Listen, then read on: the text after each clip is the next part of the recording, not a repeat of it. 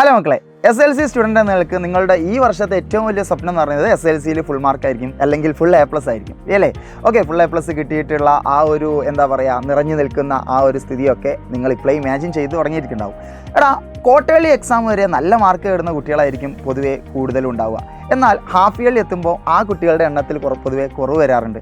അതെന്തുകൊണ്ടാണെന്നുള്ളത് പൊതുവെ നമ്മൾ ചർച്ച ചെയ്ത കാര്യമാണ്. നിങ്ങൾക്ക് തീർച്ചയായിട്ടും പാഠങ്ങൾ കൂടുതൽ പഠിക്കാനുണ്ട്, ഒരുപാട് കാര്യങ്ങൾ അതിനിടയിൽ ആർട്സും സ്പോർട്സൊക്കെ ആയിട്ട് കടന്നു വരുന്നുണ്ട്. അപ്പോൾ പഠനം ഡീവിയേറ്റ് ചെയ്യാനുള്ള ചാൻസ് ഒക്കെ ഉണ്ടെന്നുള്ളത്. നമുക്ക് കെമിസ്ട്രിയുടെ കാര്യം എടുക്കാം. 10A+ എന്ന് പറയുമ്പോൾ എല്ലാ സബ്ജക്റ്റും ഒരുപോലെ ഇമ്പോർട്ടൻ്റ് ആണല്ലോ. അപ്പോൾ കെമിസ്ട്രി അതിൽ ഇമ്പോർട്ടൻ്റ് തന്നെയാണ്. കെമിസ്ട്രിയിൽ പൊതുവേ ക്വാർട്ടർലി എക്സാമിൽ ഫുൾ മാർക്ക് നേടിയിട്ടുള്ള കുട്ടികൾ, അതേപോലെ നല്ല മാർക്ക് നേടിയിട്ടുള്ള കുട്ടികളൊക്കെ ഉണ്ട്. അവരൊക്കെ ഒരുപാട് സന്തോഷം അറിയിച്ചിട്ടുണ്ട്. എങ്കിലും ഈ കുട്ടികൾക്കൊക്കെ തന്നെയും ഹാഫ് ഇയർലിയോ അതല്ലെങ്കിൽ മോഡൽ എക്സാമോ പബ്ലിക് എക്സാമോ ഒക്കെ ആകുമ്പോൾ കെമിസ്ട്രിയിൽ കുറച്ചൊക്കെ മാർക്ക് കുറയാനും A+ നഷ്ടപ്പെടാനൊക്കെ കാരണമാവാറുണ്ട്.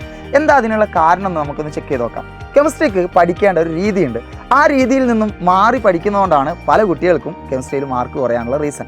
എടാ, ഫസ്റ്റ് നടന്ന ഒരു ക്വാർട്ടർലി എക്സാമിൻ്റെ കാര്യം പറയുമ്പോൾ കുറച്ച് ചാപ്റ്ററേ ഉള്ളൂ, ഒരു 2.5 അല്ലെങ്കിൽ 2.5 ചാപ്റ്ററേ നിങ്ങൾക്ക് പഠിക്കാനുള്ളൂ. അതുകൊണ്ട് തന്നെ തുടക്കത്തിലുള്ള ആ ഒരു ഉന്മേഷവും തുടക്കത്തിൽ തന്നെ കെമിസ്ട്രി പഠിച്ചു തുടങ്ങിയതിൻ്റെ ആ ഒരു ആവേശമൊക്കെ നിങ്ങൾക്ക് എക്സാം പേപ്പറിൽ കാണാനായിട്ട് സാധിച്ചിട്ടുണ്ടാകും. തീർച്ചയായിട്ടും പഠിക്കാത്ത കുട്ടികളെ സംബന്ധിച്ചിടത്തോളം എൻ്റെ ഈ ഒരു വീഡിയോ കാണേണ്ട ആവശ്യമില്ല, കാരണം അവർക്ക് തീർച്ചയായിട്ടും A+ നഷ്ടപ്പെടും എന്നുള്ളത് ഉറപ്പ് തന്നെയാണ്.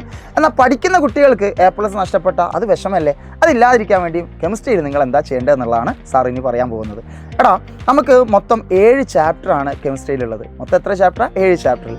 അതിൽ 1, 2, 3 വരെ ഒരു പക്ഷേ ഇപ്പോൾ സ്കൂളിലായിട്ടും ബാക്കിയുള്ള സെൻറ്റേഴ്സിലായിട്ടൊക്കെ നിങ്ങൾക്ക് കഴിഞ്ഞിട്ടുണ്ടാകും. അതായത് ഒന്നാമത്തെ ചാപ്റ്റർ ആയിട്ടുള്ള പീരിയോഡിക് ടേബിൾ, അതേപോലെ രണ്ടാമത്തെ ചാപ്റ്റർ ആയിട്ടുള്ള മോൾ കൺസെപ്റ്റ്, മൂന്നാമത്തെ ചാപ്റ്റർ ആയിട്ട് ഇലക്ട്രോ കെമിസ്ട്രി ഒക്കെ കഴിഞ്ഞിട്ടുണ്ടാകും. ഈ ചാപ്റ്ററൊക്കെ ഒരു റിലേറ്റീവ്ലി നല്ല ടഫുള്ള ചാപ്റ്ററാണോ അല്ലെങ്കിൽ എളുപ്പമുള്ള ചാപ്റ്ററാണോ ഒന്നും പറയാൻ സാധിക്കില്ല. കെമിസ്ട്രിയിലെ 7 ചാപ്റ്ററിലും എല്ലാ ചാപ്റ്റേഴ്സിനും അതിൻ്റേതായിട്ടുള്ള ഇമ്പോർട്ടൻസ് ഉണ്ട് എന്നുള്ളതാണ്. എന്നാൽ ഇനി വരാൻ പോകുന്ന ചാപ്റ്റേഴ്സ് അഥവാ പ്രൊഡക്ഷൻ ഓഫ് മെറ്റൽ, ലോഹ നിർമ്മാണം, 5ാമത്തെ ചാപ്റ്റർ ആയിട്ടുള്ള കോമ്പൗണ്ട്സ് ഓഫ് നോൺ മെറ്റൽ, അലോഹ സംയുക്തങ്ങൾ, 6ഉം 7ഉം ചാപ്റ്റർ ഒരൊറ്റ പേരിലാണ് ഞാനിപ്പോൾ പറയുന്നത്, ഓർഗാനിക് കെമിസ്ട്രി. നിങ്ങൾക്ക് തന്നെ ഏറ്റവും ഇമ്പോർട്ടൻ്റ് ആയിട്ടുള്ള ഒരു ചാപ്റ്റേഴ്സ് ആയിട്ടാണ് ആ 6ഉം 7ഉം കടന്നു വരുന്നത്. അപ്പോൾ ഇത്രയും ചാപ്റ്റേഴ്സൊക്കെ ഇനി വരാനുണ്ട്. അപ്പോൾ നിങ്ങൾ എന്താ ചെയ്യേണ്ടതെന്ന് വെച്ചാൽ, ഇനിയുള്ള ചാപ്റ്റേഴ്സൊക്കെ നല്ല രീതിയിൽ നിങ്ങൾ പഠിക്കുമെന്നുള്ളത് ഉറപ്പാണ്. പഠനത്തിൽ നിങ്ങൾ ശ്രദ്ധിക്കേണ്ട കാര്യം, വെറും വായിച്ച് പഠിക്കൽ മാത്രം കൊണ്ട് നിങ്ങൾക്ക് കെമിസ്ട്രി പഠിക്കാൻ സാധ്യമല്ല. വായിക്കുന്ന സമയത്ത് എല്ലാം എനിക്ക് കിട്ടുന്നുണ്ട്, എല്ലാം എനിക്ക് മനസ്സിലാവുന്നുണ്ട് എന്നൊക്കെ കെമിസ്ട്രി നിങ്ങളെ കൊണ്ട് തോന്നിപ്പിക്കും. എന്നാൽ എക്സാമിൻ്റെ സമയത്ത് നിങ്ങൾക്ക് അത് കിട്ടൂല. കുറേ ഇക്വേഷൻസും കാര്യങ്ങളൊക്കെ ഉണ്ടല്ലോ കെമിസ്ട്രിയിൽ. അതുകൊണ്ട് തന്നെ ആ ഇക്വേഷൻസ് ഒന്നും നിങ്ങൾക്ക് ഓർക്കാൻ പോലും സാധ്യമല്ല. ചിലപ്പോൾ ഇക്വേഷൻസ് മാറിപ്പോകും. ചിലപ്പോൾ എക്സാമിൻ്റെ തൊട്ട് മുമ്പ് വായിച്ച കാര്യം വരെ ചിലപ്പോൾ നിങ്ങൾക്ക് എഴുതാനായിട്ട് സാധ്യമല്ല. അതുകൊണ്ട് നിങ്ങൾ എന്ത് ചെയ്യണം? പഠിക്കുന്ന സമയം തന്നെയാണ്, നിങ്ങൾ കാത്തിരിക്കേണ്ട ആവശ്യമില്ല. അതായത് ചാപ്റ്റേഴ്സ് പഠിക്കുന്ന സമയം തന്നെ എഴുതി വേണം പഠിക്കാൻ. എസ്പെഷ്യലി ഇപ്പോൾ ഒരു എക്സാമ്പിൾ സാറ് പറയാം. മോൾ കൺസെപ്റ്റ് എന്നുള്ള ചാപ്റ്ററിൽ ഒരുപാട് പ്രോബ്ലംസും കാര്യങ്ങളൊക്കെ വരുന്നുണ്ടല്ലോ. അപ്പോൾ ആ പ്രോബ്ലംസൊക്കെ ഒരാൾ പറഞ്ഞു തരുമ്പോൾ അതിങ്ങനെ കേട്ടിരിക്കുമ്പോൾ, എസ്പെഷ്യലി നമ്മൾ സൈലത്തിൻ്റെ ക്ലാസ്സുകളിലൊക്കെ പറഞ്ഞു തരുമ്പോൾ ഒക്കെ ഈസി ആണല്ലോ എന്ന് മക്കൾക്ക് തോന്നും. എന്നാൽ നിങ്ങൾ സ്വമേധയാ ഒറ്റയ്ക്കിരിക്കുന്ന ഒരു സമയത്ത് ഇത് ചെയ്തു നോക്കിയാൽ മാത്രമാണ് നിങ്ങൾക്കിത് കിട്ടുന്നുണ്ടോ, നിങ്ങൾക്ക് എവിടെയാണ് സ്റ്റക്ക് ആവുന്നതെന്നൊക്കെ മനസ്സിലാവുള്ളൂ. ഇതുപോലെ തന്നെയാണ് ഇലക്ട്രോ കെമിസ്ട്രിയിലും ഈ ഓക്സിഡേഷൻ, റിഡക്ഷൻ അഥവാ ഓക്സീകരണം, നിരോക്സീകരണം, ഗാൽവനിക് സെല്ലിലും ഇലക്ട്രോലിറ്റിക് സെല്ലിലും ഡിസ്പ്ലേസ്മെൻറ്റ് റിയാക്ഷനിലും ഒക്കെ ഒരുപാട് ഇക്വേഷൻസ് വരുന്നുണ്ട്. നിരന്തരം ഇതിങ്ങനെ എഴുതി പ്രാക്ടീസ് ചെയ്യുമ്പോൾ നിങ്ങൾക്കത് കിട്ടും. ഓക്കെ, പ്രൊഡക്ഷൻ ഓഫ് മെറ്റൽ എന്ന് പറഞ്ഞിട്ടുള്ള 4ാമത്തെ ചാപ്റ്ററിൽ നിങ്ങൾ ശ്രദ്ധിക്കേണ്ട കാര്യം എന്താണ്? അതാണ് ഇനി പറയാൻ പോകുന്നത്. മറ്റൊന്നുമല്ല, ഈ ചാപ്റ്റർ കമ്പാരിറ്റീവ്ലി ബാക്കിയുള്ള ചാപ്റ്റേഴ്സിനെ അപേക്ഷിച്ചോളം കുറച്ച് എളുപ്പമാണെന്ന് പറയാൻ പറ്റും. അതിൻ്റെ കാരണം, ഇതിൽ നമ്മൾ സോഷ്യലൊക്കെ പഠിക്കുന്ന പോലെ, ബയോളജിയൊക്കെ പഠിക്കുന്ന പോലെ, അതായത് എന്താണോ അവിടെ പറഞ്ഞ കാര്യം അത് അതേപോലെ പഠിക്കുക എന്നുള്ളതിലപ്പുറം വേറെ ഒരു കാര്യം നമ്മൾ ആലോചിക്കേണ്ട ആവശ്യമില്ല.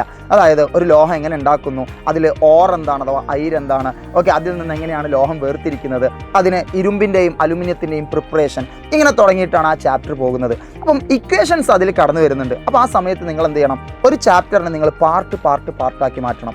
അപ്പോൾ ആദ്യത്തെ പാർട്ടിനെ ഞാനൊരു പ്രൊഡക്ഷൻ ഓഫ് മെറ്റൽ എന്നുള്ള ചാപ്റ്ററിനെ ഒരു എക്സാമ്പിളാക്കി എടുക്കുകയാണെങ്കിൽ, ആദ്യത്തെ പാർട്ടായിട്ട് നിങ്ങൾക്ക് എടുക്കാൻ പറ്റും എന്താണ്?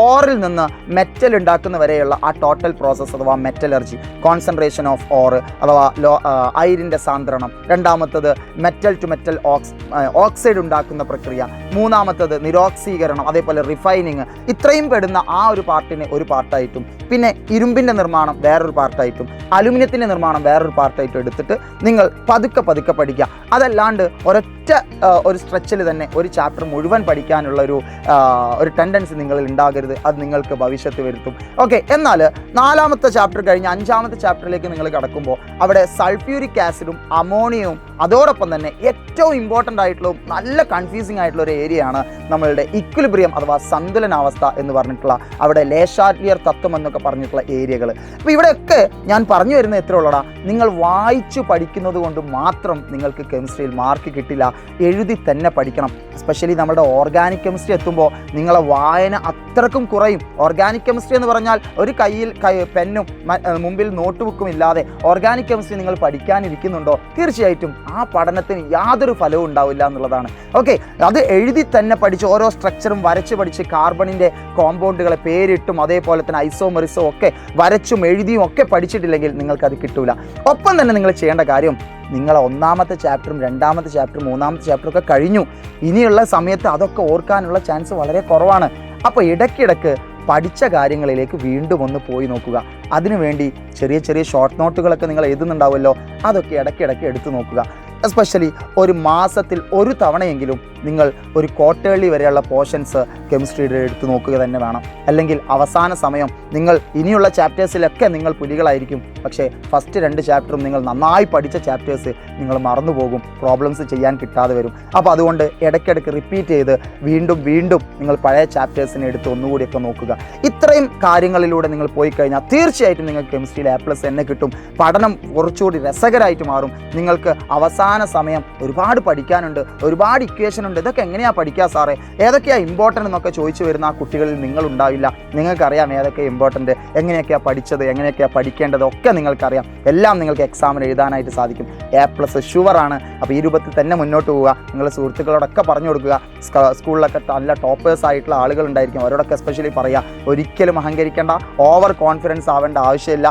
നിരന്തരം ട്രൈ ചെയ്തുകൊണ്ടിരിക്കുക, പഠിച്ചതന്നെ റിപ്പീറ്റ് ചെയ്തുകൊണ്ടിരിക്കുക. നിങ്ങൾക്ക് തീർച്ചയായിട്ടും നിങ്ങളുടെ ലക്ഷ്യത്തിലെത്താൻ പറ്റും. ഫുൾ A+ തന്നെ നേടാൻ പറ്റും. Okay, all the best.